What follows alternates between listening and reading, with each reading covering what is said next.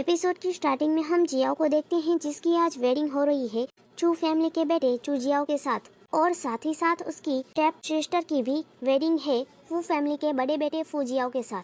Xiao अपनी wedding के लिए रेडी हो रही थी, तभी वहाँ पर उसकी सिस्टर चिंग आकर कहती है कि तुम्हारी शादी जल्दी ही चू जियाओ के साथ हो जाएगी। तो जहाँ पर जियाओ कहती है तो तुम जल्दी ही अमीर बन जाओगी फू जियांग की चौथी पत्नी बनकर। वैसे मैंने सुना है कि उसकी पहले की वाइफ मर चुकी है या फिर पागल हो चुकी है, और तो और उसका कार एक्सीडेंट भी हो चुका है जिसके कारण वो चल नहीं पाता, और साथ में ही उसका चेहरा बिगड़ चुका है। पता नहीं वो कब तक जिंदा बचेगा। अगर तुमने उससे शादी कर ली तो मुझे डर है कि तुम विधवा ना हो जाओ। जिस पर चिंग गुस्सा हो जाती है। तभी वहाँ पर स्टेप मॉम आती है सूप लेकर और दोनों को सूप पीने के लिए कहती है, जिसके बाद जियाओ अपना सूप पी लेती है और उस सूप में स्टेप मॉम ने कुछ मिला दिया था, जिसके बाद स्टेप मॉम जियाओ को एक टैक्सी में बिठाकर चू जियाओ के घर भेज रही थी। लेकिन रास्ते में जियाओ को पता चल जाता है कि उसकी स्टेप मॉम ने उसके साथ धोखा किया है।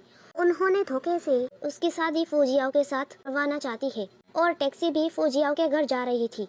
तो वो बीच रास्ते में ही उतरकर एक दूसरी टैक्सी में बैठ जाती है, जिसका ओनर कोई और नहीं बल्कि फू जियाओ ही था, जो कि बिल्कुल ठीक था। ना ही उसके चेहरे पर कोई निशान था बल्कि उसके पैर बिल्कुल ठीक थे, जो बात जियाओ को पता नहीं थी कि ये फूजियान है। तभी उसे उस सूप का नशा होने लगता है जो मोम ने पिलाया था। तो फूजिया को वो किस करने लगती है, जहाँ पर फूजिया उसे कहता है कि तुम बस इतना याद रखना कि मैं फूजियान हूँ। और नेक्स्ट डे वो जब उठती है तो ये सारा सीन देखकर वहाँ से अपने कपड़े पहनकर चलती बनती है, और जिसके बाद वो जियाओ भी अपनी आईज ओपन करके कहता है कि मैं भी देखता हूँ कि तुम मुझसे कब तक बचोगी। फिर वो वापस अपने घर आ जाती है, जहाँ पर उसकी मॉम उसे कहती है कि तुम्हारी हिम्मत कैसे हुई शादी से भागने की, और तुम्हें मेरा तोहफा अच्छा लगा ना।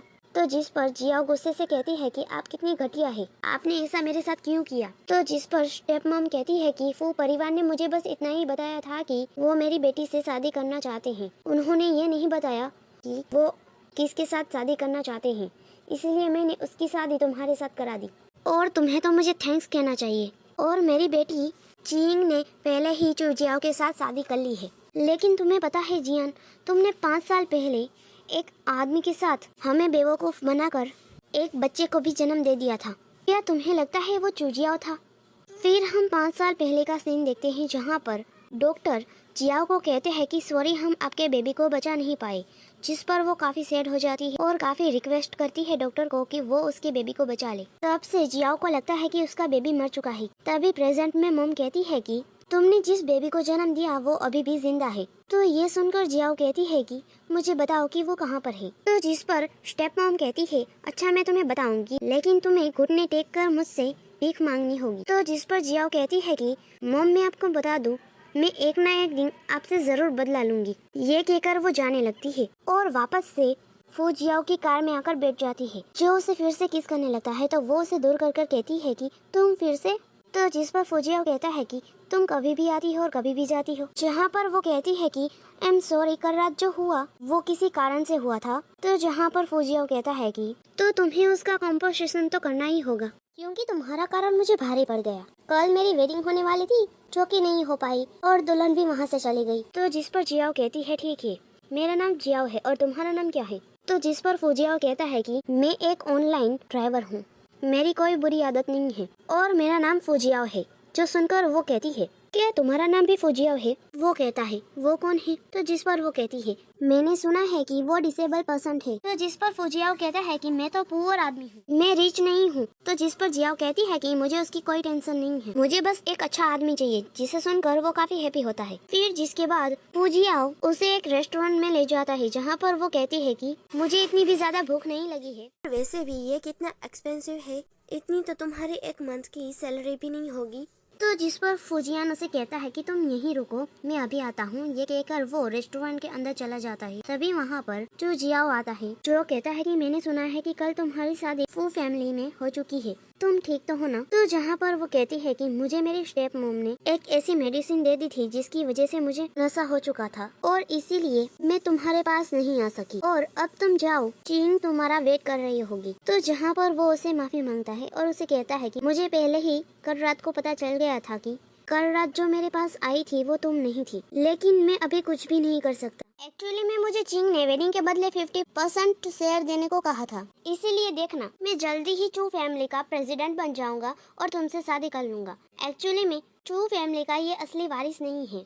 तो ये सुनकर कि चू जियान उसे सिर्फ 50% शेयर के लिए छोड़ दिया है, तो वो उसे चाटा मारती है और कहती है कि ये क्या बकवास है, मैंने तुम्हारे साथ 5 साल बिताए हैं, लेकिन तुमने मुझे 50% शेयर के लिए छोड़ दिया। जिसे सुनकर चू उसे मनाने लगता है और कहता है कि बस तुम मेरा 1 साल वेट कर लो, मैं तुमसे प्यार करता हूँ, मैं तुमसे जल्दी ही वेडिंग कर लूँगा। तभी वहाँ पर चिंग आ जाती है, जिसे देखकर चू जियाओ फौरन से बदल जाता है और उल्टा जियान को ही अनाप शनाप बकने लगता है कि तुम्हारी हिम्मत कैसे हुई मेरे पास आने की और मुझे सेड्यूस करने की। तो जिसे सुनकर चिंग भी जियाओ को एक चाटा मार देती है, जहाँ पर जियाओ कहती है तुम्हें तो अपने हस्बैंड को एक चाटा मारना चाहिए, वही मेरे पास आया था। लेकिन चू जियाओ तो फौरन से मना कर देता है। तो जिसे सुनकर जियाओ भी शांत नहीं रहती और चिंग को भी धक्का दे देती है। तो जिस पर चू जियाओ कहता है कि मुझे तुम्हारा असली चेहरा अब दिखा, मुझे तो पता ही नहीं था कि तुम इतनी घटिया हो। और चिंग कहती है कि तुम बस वेट करो, मैं अपनी मोम से कहलवा कर देखो मैं कैसा मजा चकाती हूँ। जिस पर जियान कहती है कि चू फैमिली की मैं सबसे बड़ी बेटी हूँ, तुम्हारी मोम बस एक मिस्ट्रेस है। और वैसे भी तुम दोनों बेवकूफों की जोड़ी अच्छी लग रही है, क्योंकि एक मेरे डैड की मिस्ट्रेस की बेटी है और दूसरा चू फैमिली का अडॉप्टेड चाइल्ड है। और ये कहकर वो फिर से एक चिंग को चाटा मार देती है। तभी वहाँ पर फौजियान आ जाता है, जिसे देखकर चिंग कहती है ये कौन है। जिस पर फौजिया अपना नेम बताकर जियाओ को अपनी वाइफ बताता है, जिस पर वो दोनों हंसने लगते हैं और जियाओ का मजाक बनाने लगते हैं कि एक तो तुमने शादी से भागी, लेकिन तुम्हें कोई अच्छा नहीं मिला जो एक ड्राइवर से शादी कर ली, या फिर जो जियान को दिखाने के लिए किसी को हायर किया है कि वो तुम्हारा हस्बैंड बनने की एक्टिंग करे, तुम्हें ये करने की जरूरत नहीं थी। तो जिसे सुनकर फौरन से जियान फौजियान को किस कर लेती है और कहती है कि अब यकीन हो गया। तो चूजियान उस पर चिल्लाने लगता है, जिसे अनदेखा कर फौजियान जियान को खाने के लिए ले जाने लगता है। तभी चिंग कहती है कि यहाँ पर सब रिच फैमिली ही खाना खाने जा सकती है, यहाँ पर कोई एरा गेरा नहीं जा सकता जो सिर्फ एक ड्राइवर हो। तो जिस पर फौजियाओ कहता है तुमने सही कहा, यहाँ पर कोई भी एरा गेरा नहीं जा सकता, इसीलिए मैंने तुम्हारा नाम यहाँ से हटा दिया है। ये सुनकर वो दोनों हंसने लगते हैं और जियान से कहते हैं ये पागल आदमी तुम कहाँ से उठा लाई, जो बकवास करे जा रहा है और बस फालतू में फेंके जा रहा है, इसे कहो हमसे माफी मांगे, हम इस पर रहम खाकर इसे माफ कर देंगे। तभी वहाँ पर होटल के मैनेजर वांग आते हैं, जिसे देखकर चिंग मैनेजर वांग से कहती है कि इन दोनों जानवर को बाहर निकालो। तो मैनेजर वांग अपने आदमियों को कहते हैं कि सही कहा, दोनों जानवरों को बाहर निकालो। और वो आदमी चिंग और चू जियाओ को बाहर निकालने लगते हैं। जिस पर चिंग कहती है क्या आप अंधे हैं, क्या आपको दिखाई नहीं देता मैं चू फैमिली की बेटी हूँ। जिस पर मैनेजर वांग कहते हैं आप दोनों कोई भी हो, हमें फर्क नहीं पड़ता, अभी आप लोग यहाँ से निकल जाइए। ये कहकर दोनों को धक्के मारकर बाहर निकालते हैं। चिंग सोचती है कि क्या ये इतना अमीर है। दूसरी तरफ जियान फौजियाओ से कहती है कि इन लोगों ने हमें अंदर आने क्यों दिया। तभी अंदर एक बॉय बैठा था जो फौजियाओ का असिस्टेंट था। उसने फौजियाओ के कहने पर जियाओ के सामने फौजियाओ का फ्रेंड होने का नाटक करता है और ये दिखाता है कि उसकी वजह से वो दोनों अंदर आए हैं।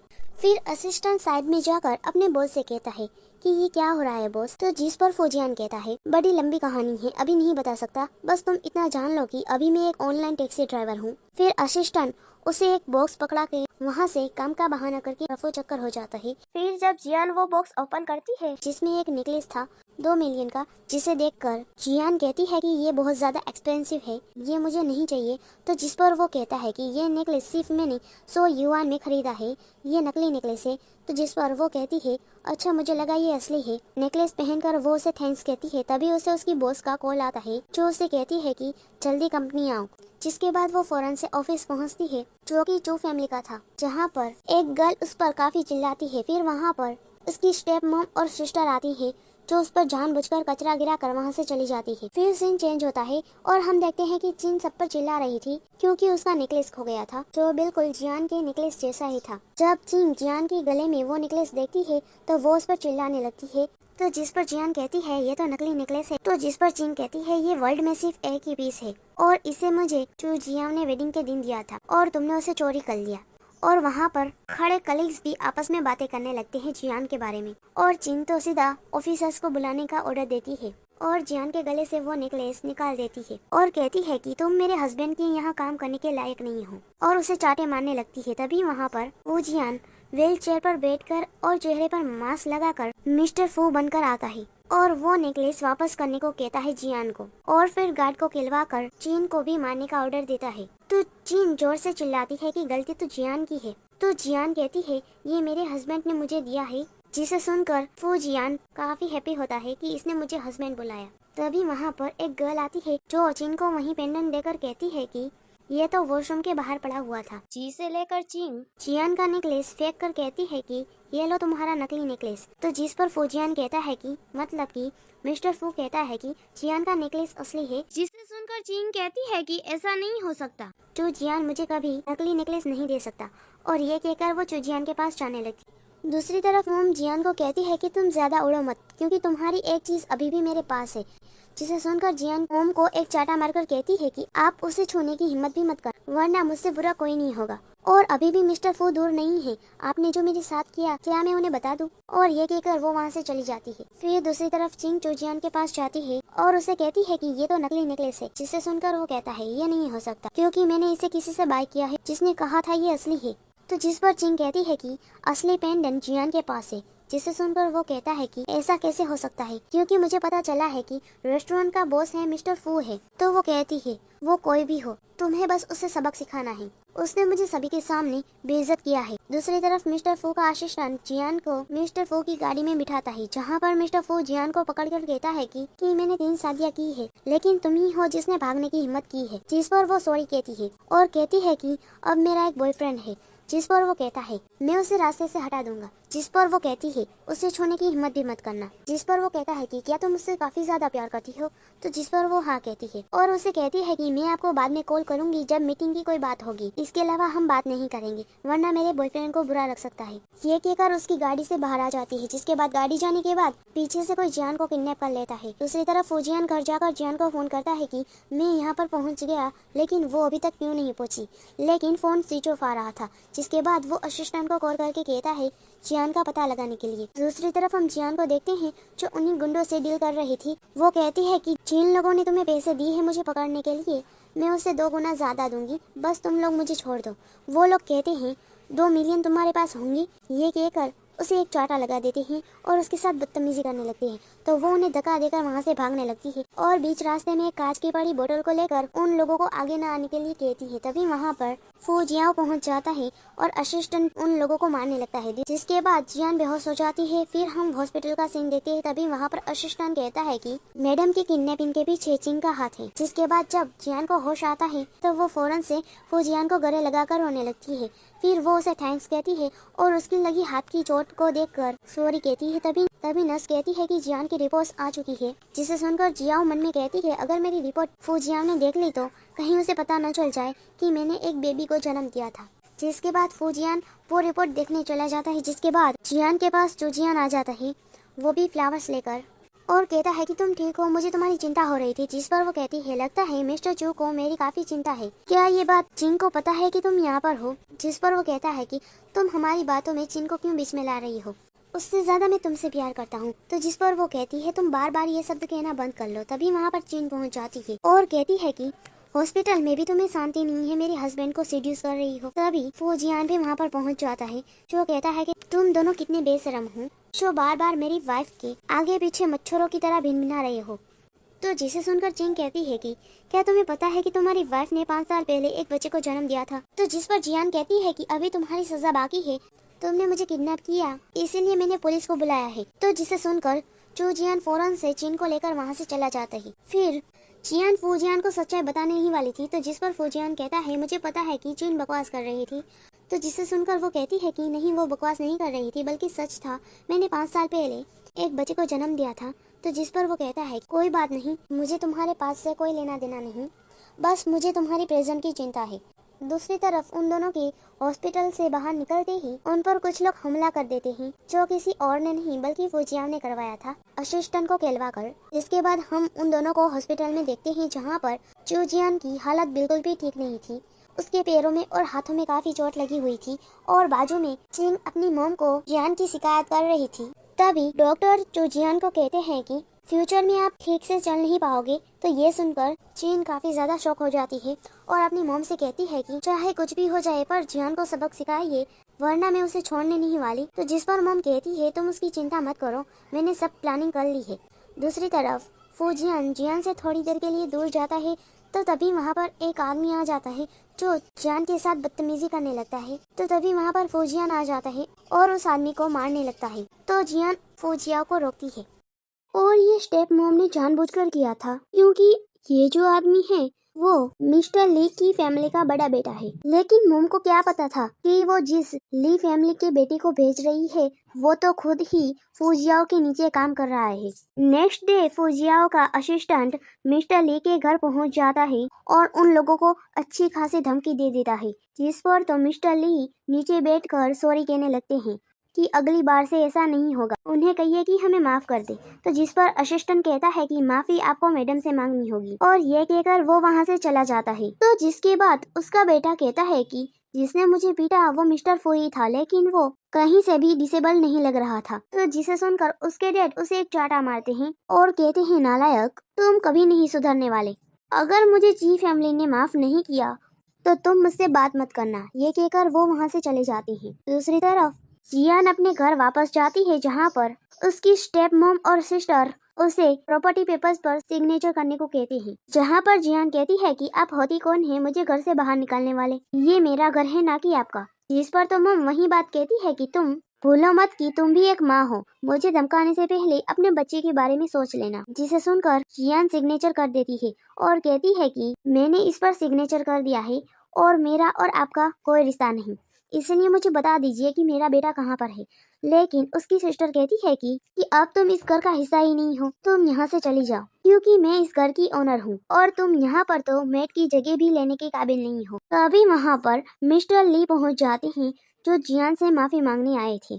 तो ये सुनकर माँ बेटी दोनों शॉक हो जाती है और मॉम और बेटी दोनों कहती है क्या माफी, आपका तो बुढ़ापे में दिमाग खराब नहीं हुआ ना, बल्कि गलती तो जियान और उसके हस्बैंड की थी जिसने आपके बेटे को मारा था, तो आप क्यों माफी मांग रहे हैं। तो मिस्टर ली चिल्लाकर जिन को कहते हैं बिना किसी को जाने बकवास मत करो और जियान के पास जाकर कहते हैं कि मेरी फैमिली में कोई बेटी नहीं है, तो क्या तुम मेरी बेटी बनना पसंद करोगी।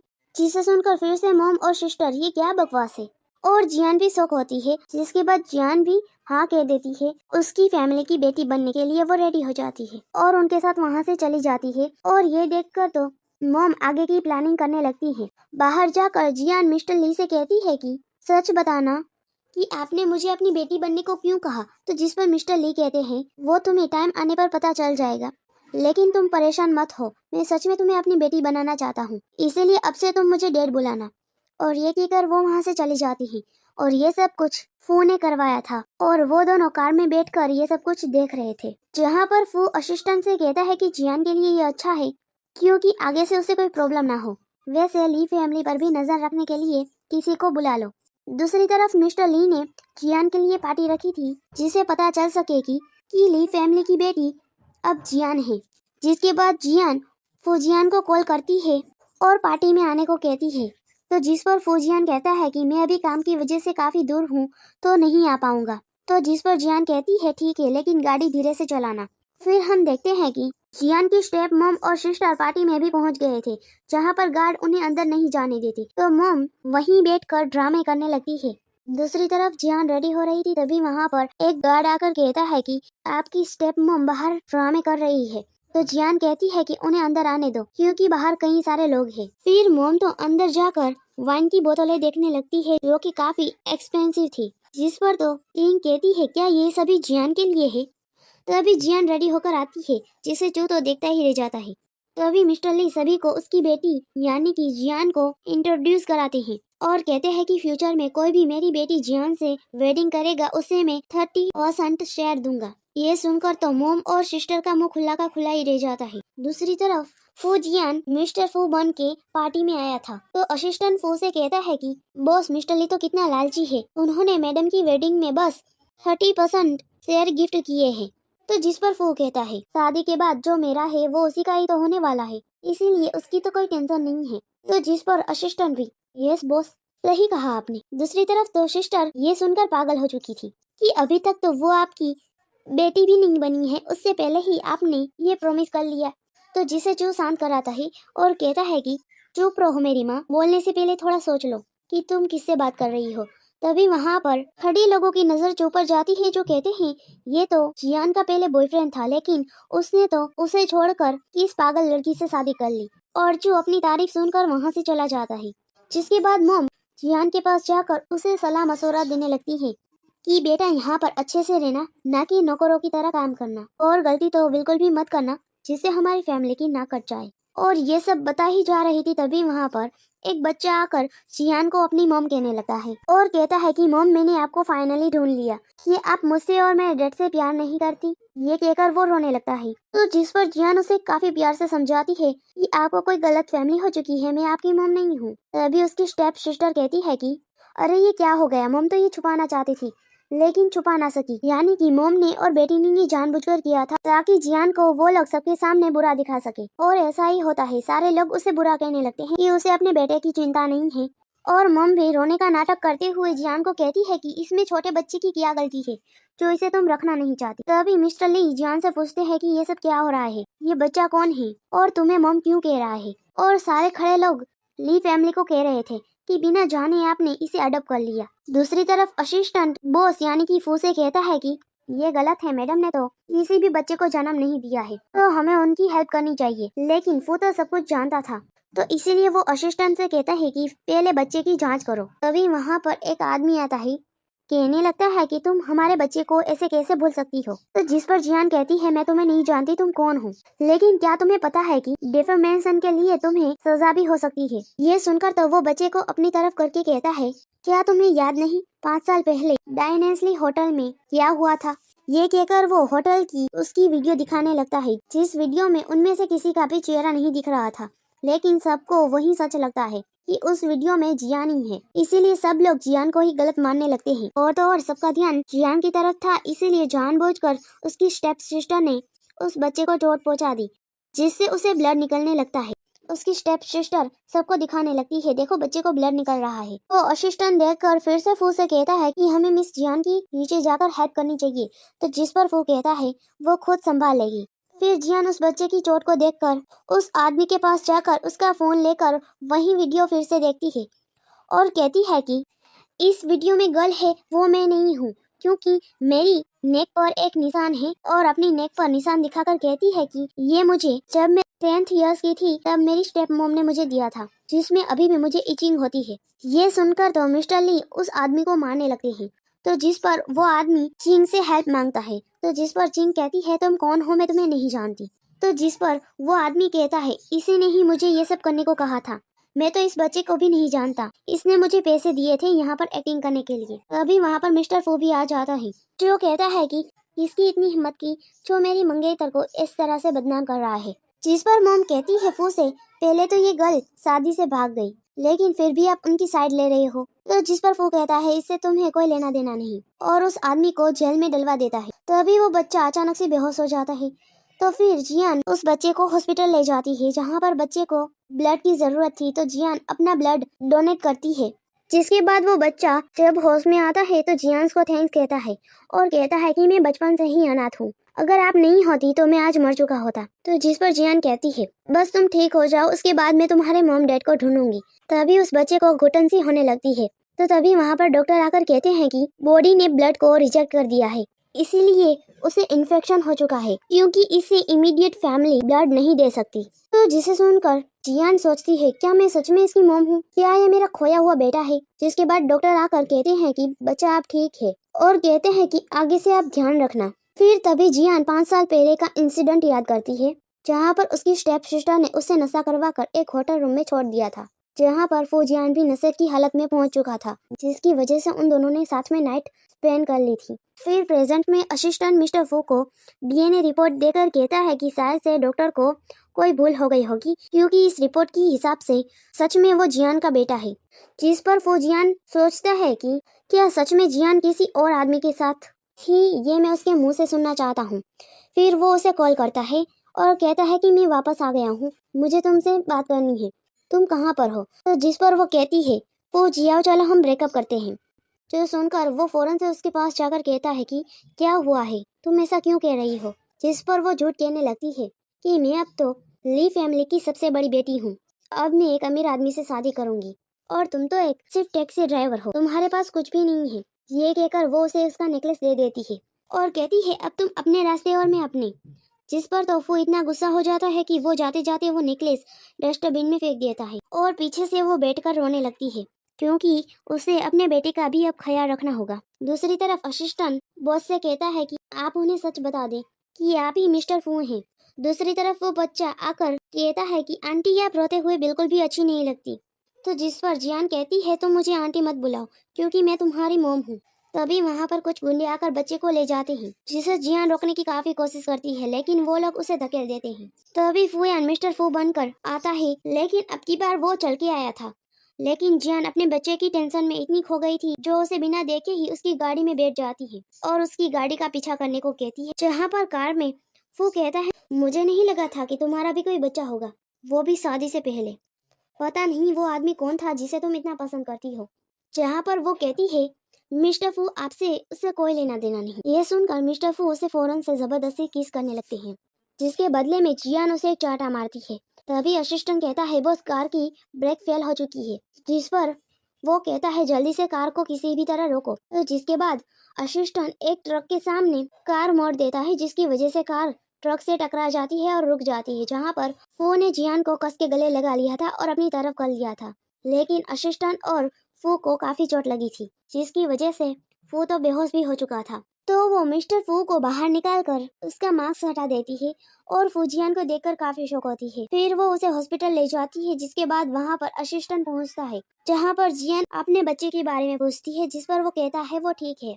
फिर वो असिस्टेंट से पूछती है सच बताना कि मिस्टर फू आखिर में है कौन, या वो टैक्सी ड्राइवर है या फिर डिसेबल पर्सन है। जिस पर असिस्टेंट कहता है कि बॉस आपको सब कुछ सच बताने वाले थे, लेकिन सही टाइम नहीं मिला। तभी वहाँ पर डॉक्टर आकर कहते हैं कि ब्लड काफी बह चुका है, इसीलिए अब उनका बचना नामुमकिन है। जिस पर असिस्टेंट कहता है कि क्या हम इसे दूसरे बड़े हॉस्पिटल में ट्रांसफर नहीं कर सकते। तो जिस पर वो कहते हैं कि इससे पेशेंट को काफी खतरा हो सकता है, लेकिन असिस्टेंट जियान को समझाता है कि बॉस ठीक हो जाएंगे। फिर फुजियान को वहाँ से ले जाया जाता है, जिसके बाद चू फिर से फ्लावर्स लेकर जियान के पास आता है, जिसके पीछे चिंग भी पहुंच जाती है। जिस पर तो जियान चिंग को जलाने के लिए जानबूझकर वो फ्लावर्स एक्सेप्ट कर लेती है। जिस पर तो चिंग गुस्सा होकर चू से कहती है मैं तुम्हारी वाइफ हूँ या फिर वो। तो चू तो कॉल का बहाना करके वहाँ से चला जाता है। तो चिंग जियान से कहती है क्या तुम जानना नहीं चाहती कि 5 साल पहले तुम्हारे साथ कौन था, लेकिन तुम्हें इससे बदले चू को छोड़ना होगा। फिर हम देखते हैं कि चीन एक आदमी को पैसे देकर कहती है कि काम हो जाना चाहिए, मैं छुपके से वीडियो बना लूंगी। फिर जियान भी उसी जगह पहुंच जाती है जहां पर चिंग ने कहा था, जहां पर वो आदमी कहता है तुम अभी भी पहले जैसी ब्यूटीफुल हो, और उसे उठाकर जबरदस्ती करने लगता है और चिंग उनकी वीडियो बना रही थी। तभी जियान एक चीज से उस आदमी के सिर पर मारती है। तभी वहाँ पर फू जियान भी अपनी आदमियों के साथ पहुँच जाता है। फिर जियान उस आदमी से कहती है कि क्या सच में 5 साल पहले मेरे साथ था वो तुम ही थे। जिस पर वो आदमी मना करके कहता है मैं नहीं था, और फिर चिंग को भी गार्ड वॉशरूम से बाहर निकालती है, जहाँ पर वो कहता है तुम सच बताओगी कि वहाँ पर उस रात कौन था।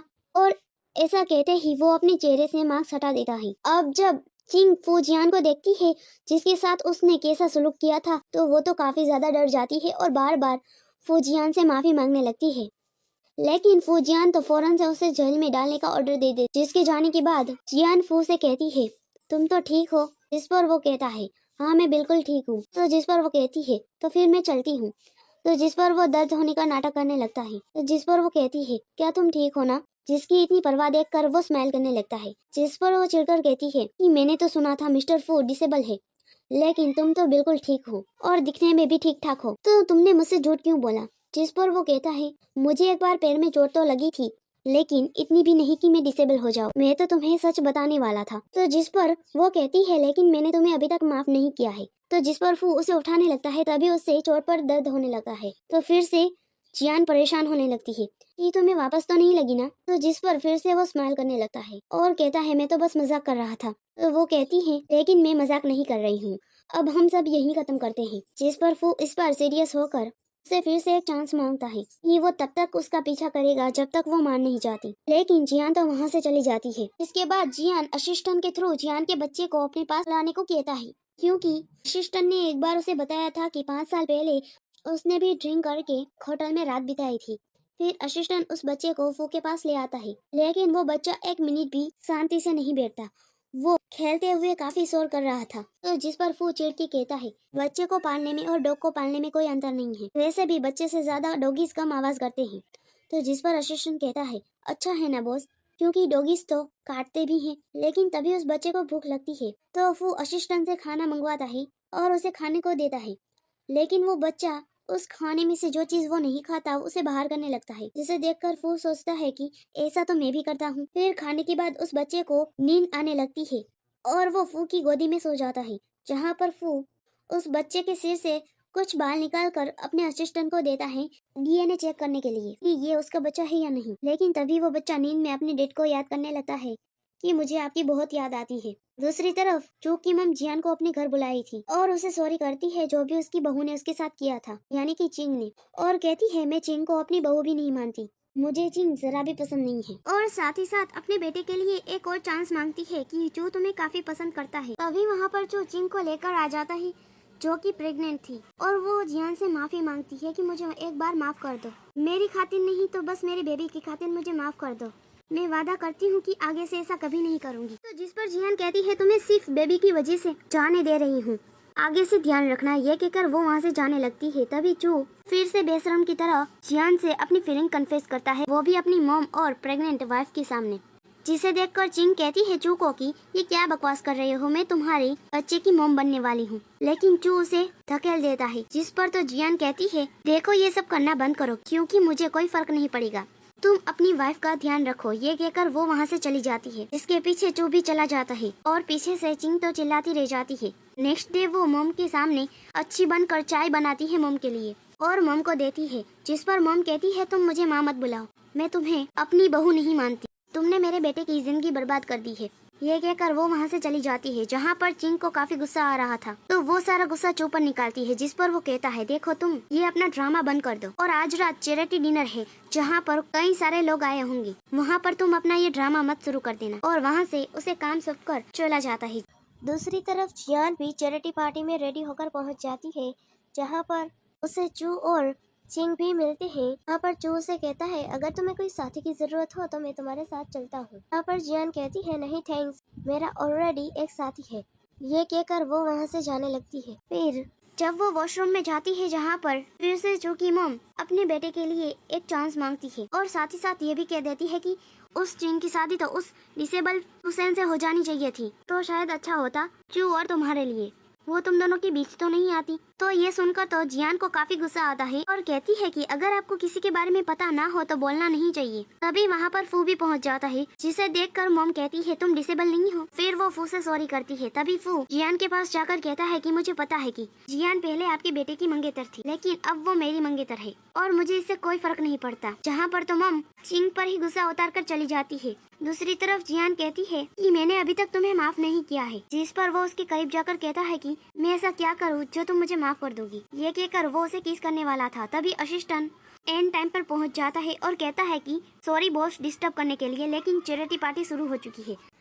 फिर चैरिटी पार्टी में जियान को पता चलता है कि उसने जो अपने खानदानी कड़े दिए थे वो नकली है, जिस पर तो जियान काफी परेशान हो जाती है और वो उस गर्ल से कहती है कि मैं वो कड़े देखना चाहती हूँ जो नकली है। जहाँ पर तो चू सबके सामने अच्छी बनने के लिए चू से कहती है कि तुम मेरी सिस्टर की हेल्प करो। अगर पार्टी में सबको जियान के बारे में पता चल गया तो मेरी सिस्टर का करियर बर्बाद हो जाएगा। अगर मुझे पता होता तो मैं अपना नेकलेस डोनेट कर देती।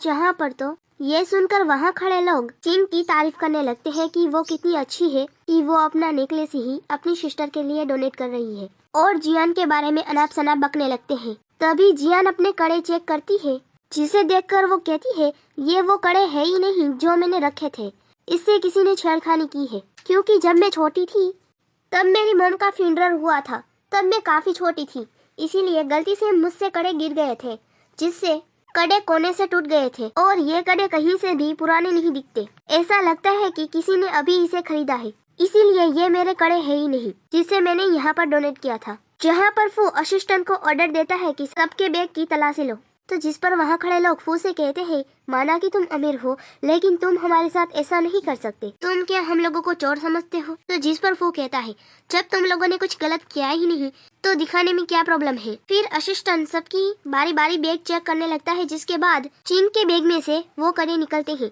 जहाँ पर चिंग जियान से कहती है कि ये मैंने नहीं किया, अगर ये मैंने किया होता तो मैं अपने ही बैग में इसे क्यों रखती। तभी चू की मॉम भी चिंग को चाटा मारकर कहती है कि अभी जियान से माफी मांगो। जहाँ पर चिंग माफी मांगने के लिए रेडी नहीं थी तो फू सबके सामने चिंग का वीडियो दिखाता है जिसमें वो कड़े अदला बदली कर रही थी। तो जिस पर तो चिंग जियान के पैरों में गिरकर माफी मांगती है, तभी उसे ब्लड निकलने लगता है तो फौरन से चू चिंग को हॉस्पिटल ले जाता है। दूसरी तरफ उन लोगों के जाने के बाद फू फिर से जियान को मनाने लगता है, लेकिन वो वहाँ से चली जाती है। दूसरी तरफ चिंग का मिसकैरेज हो जाता है और तो और चू ने भी उसे डिवोर्स का कह दिया था, जिस पर तो वो काफी ज्यादा गुस्सा हो जाती है और गुस्से से कहती है कि मैं तुम्हें समझाऊंगी जियान, बच्चे को खोने का दर्द क्या होता है। फिर नेक्स्ट डे जियान अपने बेबी को स्कूल से घर ले जाती है, जहाँ पर उसके पीछे कोई आदमी पीछा कर रहा था और वो चिंग को कॉल करके कहता है कि मैंने उस पर नजर रख रखी है। फिर जियान जब घर पहुंचती है तो देखती है कि फू भी उसके घर आया था, जिसे देखकर वो उसे वहां से जाने को कहती है। तो तभी बच्चा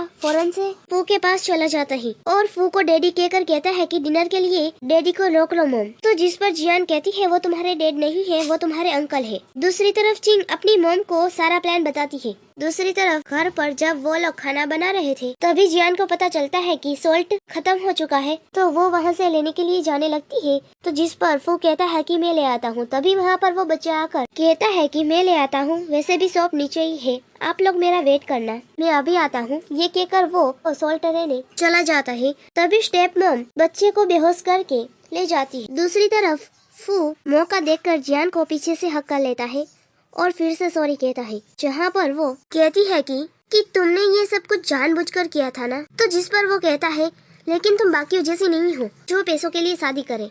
तो वो कहती है तुम गलत हो, मैं वैसे ही हूँ, बताओ मुझे तुम कितने पैसे दोगे। तो जिस पर वो कहता है अच्छा ठीक है, मैं तुम्हें अपने पैसों के साथ साथ मेरा दिल भी दे दूंगा। तो वो कहती है इतनी स्वीट बात मत करो। ये कहकर दोनों किस करने ही वाले थे, तभी जियान को ख्याल आता है कि अभी तक बच्चा घर पर वापस क्यों नहीं आया, क्योंकि शॉप तो पास में ही है।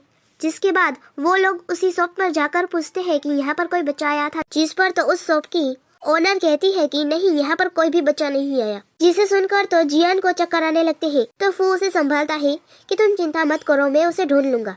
तभी जियान को किसी का कॉल आता है जो कहता है कि तुम्हें अगर तुम्हारा बच्चा चाहिए तो यहाँ पर अकेले आना। ये कहकर फोन काट देता है और जियान चिल्लाती रह जाती है कि उसे कुछ मत करना और फू से कहती है कि बच्चे को किडनैप कर लिया गया है। ये कहकर वो उसे ढूंढने के लिए जाने लगती है। तभी फू असिस्टेंट को कॉल करके कहता है कि ये पता लगाओ कि बच्चे को किसने किडनैप किया है। दूसरी तरफ वो बच्चा अपने छोटू से दिमाग से वहाँ से भागने की कोशिश के लिए वो चिंग की तारीफें करने लगता है कि आप तो काफी प्रीटी हो। तो जिस पर तो चिंग कहती है बेटा अपना छोटू सा दिमाग चलाना बंद करो, क्योंकि आंटी तुम्हारी बातों में नहीं फंसने वाली, क्योंकि मुझे पता है तुम अपनी मॉम की तरह काफी चालाक हो। ये कहकर उसे एक चाटा मार देती है। तो जिस पर तो वो बच्चा उसके हाथ पर काट लेता है। तो वो फिर से चाटा मारने वाली थी, तभी वहाँ पर जियान पहुँच जाती है और उसे रोक लेती है और कहती है कि उसे छूना भी मत। तो वो कहती है मैं तुम्हारी बात क्यों मानूं, क्योंकि मैं चाहती हूँ कि मेरा बच्चा मरा उसी तरह मैं तुम्हारा भी बच्चा मार दूंगी। तो जिस पर जियान कहती है कि तुम जो कहोगी वो मैं करूंगी, और वैसे भी मैंने तुम्हारे बच्चे को नहीं मारा, वो तुम्हारी ही वजह से मरा है। अगर तुम उसका अच्छे से ध्यान रखती तो तुम्हारा मिसकैरेज नहीं होता। तभी वहाँ पर फौजियान पहुँच जाता है, जिसे देखकर तो चिंग उसके बच्चे की तरफ नाइफ करके कहती है कि तुम दोनों अपने आप को काफी स्मार्ट समझते हो, तुम दोनों मुझसे दूर रहना। तभी वो बच्चा उसके हाथ में फिर से काट के वो फौरन से जियान के पास चला जाता है। फिर गार्ड आकर चिंग को पकड़ लेते हैं, जिसके बाद फू गार्ड को बच्चे को वहाँ से ले जाने को कहता है। तभी चिंग की मॉम फू के पैरों में गिर के फिर से सॉरी कहने लगती है कि आगे से हम ध्यान रखेंगे, ऐसा कभी नहीं होगा। लेकिन फू इतना गुस्सा होता है कि वो चिंग के हाथ पर पैर रख देता है। तो जिस पर तो मॉम जियान से कहती है प्लीज मुझे और मेरी बेटी को एक चांस दे दो, हम आगे से ऐसा कभी नहीं करेंगे। तो जिस पर जियान फू से कहती है उन्हें जाने दो। जिस पर फू उन लोगों को छोड़ देता है, ये कहकर कि तुम लोगों को आखिरी वार्निंग देता हूँ। ये कहकर वो लोग वहाँ से जाने लगते हैं। लेकिन फिर से चिंग पीछे से वो ही नाइफ उठाकर जियान को मारने ही वाली थी, तभी फू उसे रोक लेता है, जिसकी वजह से वो नाइफ उसके हाथ में लग जाती है।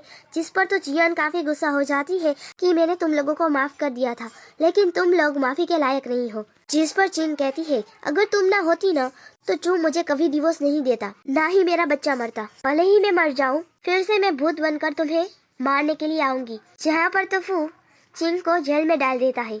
फिर जियान घर पर जाकर फू के हाथ पर पट्टी बांधती है, जहाँ पर फू उसे घूरता रह जाता है। जिस पर तो वो उसे कस के पट्टी बांधती है। तो वो कहता है, क्या तुम अपने होने वाले हस्बैंड को दर्द से मारना चाहती हो? तो वो कहती है, मैंने तुम्हें अभी माफ नहीं किया है, और वैसे भी मैंने तुमसे कब कहा कि मैं तुमसे शादी करूंगी? जहाँ पर वो कहता है, पूरा वर्ल्ड जानता है कि तुम मेरी वाइफ हो। तो वो कहती है, तब मुझे पता नहीं था ना कि तुम मिस्टर फू हो। जहाँ पर तो वो उसे फिर से क्लोज करके कहता है कि प्लीज मुझे एक चांस दे दो, मैं प्रॉमिस करता हूँ कि आइंदा कभी झूठ नहीं बोलूंगा। तो वो कहती है, ठीक है। तभी वहाँ पर बेबी आकर कहता है, मॉम डैड, क्या आप लोगों की सुलह हो गई? और फू को हक करके कहता है कि अगर सुलह नहीं हुई तो बेबी आप दोनों की सुलह करवा देगा। अब से हम तीनों साथ में रहेंगे। और कहता है कि आप दोनों प्रॉमिस करिए कि मेरे साथ किंडरगार्टन चलेंगे, क्योंकि बचपन में मुझे काफी सताया गया था मेरे मॉम डैड ना होने की वजह से। तो जिस पर तो फू कहता है, हम प्रॉमिस करते हैं कि हम हमेशा साथ रहेंगे। दूसरी तरफ चू लॉकअप में जाकर चिंग को डिवोर्स पेपर देता है, जिस पर तो वो उस पर चिल्लाने लगती है। जहाँ पर चू से कहता है, देखो मुझे डिवोर्स दे दो, मैं तुम्हारी हेल्प करूंगा यहाँ से बाहर निकलने के लिए। जिस पर वो कहती है, ठीक है, और सिग्नेचर करके कहती है कि वैसे भी तुमसे मिलने से पहले ही जियान का एक बेबी है। तो जिस पर वो कहता है, तुमने तो मुझे पहले कहा था कि वो जियान का बेबी नहीं है। तो जिस पर वो उसे जियान और उस बच्चे के बाल देकर कहती है कि इसे जाकर टेस्ट करवा लो, बच्चा उसी का ही है, ये डीएनए रिपोर्ट में पता चल जाएगा। जिसके बाद वो डीएनए सैंपल लेकर हॉस्पिटल पहुंचता है, डीएनए टेस्ट करवाने के लिए देता है। तभी उस हॉस्पिटल में फू भी था, जिसे डीएनए रिपोर्ट मिल जाती है, जिसमें पता चल जाता है कि वो बच्चा फू का ही है। ये देखकर तो सीधा फू जियान के पास जाकर उसे हक करता है और कहता है कि जल्दी से अब तुम मेरे घर चलो ग्रैंडपा से मिलने, और तुम्हारे लिए एक सरप्राइज भी है। फिर वो लोग ग्रैंडपा के पास जाते हैं, जहाँ पर वो अपने बेटी को ये कहकर इंट्रोड्यूस कराता है कि ये मेरा बेटा है। जिस पर तो जियान मन में कहती है कि ये कितना अच्छा है कि वो मेरी बेटी को अपना बेटा कह रहा है। लेकिन ग्रैंडपा बच्चे को देखकर उसे कहते हैं कि ये बिल्कुल तो फू की तरह दिख रहा है, और फिर फू से कहता है कि मेरी बर्थडे पार्टी में मैं तुम दोनों की वेडिंग की अनाउंसमेंट करूंगा। दूसरी तरफ डॉक्टर चू को वो रिपोर्ट देता है जो पॉजिटिव आया था, जिससे पता चल जाता है कि वो जियान का ही बेबी है। अब तो उसे अच्छा मौका मिल गया था जियान को वापस पाने के लिए। दूसरी तरफ ग्रैंडपा पार्टी में अनाउंसमेंट करते हैं कि नेक्स्ट वीक मेरे बेटे की शादी है। फिर फू जियान को प्रपोज करता है। तभी वहाँ पर चू पहुँच जाता है और कहता है कि ये वेडिंग नहीं हो सकती क्योंकि जियान धोखेबाज है। इसका सबूत भी है मेरे पास, उसके और उसके बच्चे की डीएनए रिपोर्ट। इसका मतलब है कि सच में इसने किसी के साथ नाइट स्पेंड की है। मैं तो मिस्टर फू को बचाना चाहता हूँ कि वो उससे शादी ना करे। तो जिस पर तो फू जियान को रिंग पहना कर कहता है कि 5 साल पहले जियान के साथ वो ही था, और वो बच्चा भी फू फैमिली का वारिस है। जहाँ पर जियान कहती है कि तुम्हें और झूठ बोलने की जरूरत नहीं है। तो जिस पर वो कहता है, मैंने तुमसे कहा था कि तुम्हारे लिए एक सरप्राइज है, जो है डीएनए रिपोर्ट, जिसमें पता चल जाता है कि फू उस बच्ची का डैडी है। जिस पर तो जियान शौक हो जाती है, क्या वो तुम थे उस दिन मेरे साथ? और चू तो रिपोर्ट देखकर ही पागल हो जाता है कि मैंने किस बिल में हाथ डाल दिया, क्या सोचा था और क्या हो गया। फिर चू की मम मिस्टर फू से माफी मांगने को कहती है, जिस पर तो फौरन से चू अपने आप को चाटा मारकर फू से माफी मांगता है कि इस बार मेरी ही गलती थी, और वहाँ से सीधे चिंग के पास जाता है। जिस पर वो कहती, क्या हुआ, सबको पता चल गया ना कि वो बच्चा फूका नहीं है? तो जिस पर वो कहता है कि तुमने ये जानबूझकर किया ना, तुम्हें पता था कि वो बच्चा फूका है? जिस पर वो कहती है, नहीं ऐसा नहीं हो सकता, वो बच्चा फूका कैसे हो सकता है, जबकि मैंने तो किसी और को हायर किया था उस होटल में। फिर नेक्स्ट सीन में हम जियान और फू को देखते हैं, जहाँ पर जियान फू से कहती है कि तुम्हें पता कैसे चला कि वो बच्चा तुम्हारा है? तो वो कहता है कि मैं उस दिन चिंग से मिला था, लेकिन मुझे धुंधला धुंधला याद था, और तो और वैसे भी बेबी की आदत भी बिल्कुल मेरे जैसी थी। फिर मैंने डीएनए रिपोर्ट करवाई। तो जिस पर वो कहती है कि तुमने मुझे पहले क्यों नहीं बताया? तो वो कहता है कि मुझे लगा था कि तुम गुस्सा हो जाओगी, क्योंकि मैं उस वक्त तुम्हारे पास नहीं था। तो जिस पर जियान कहती है, उसमें तुम्हारी गलती भी नहीं थी, क्योंकि हम दोनों ही ड्रंक थे।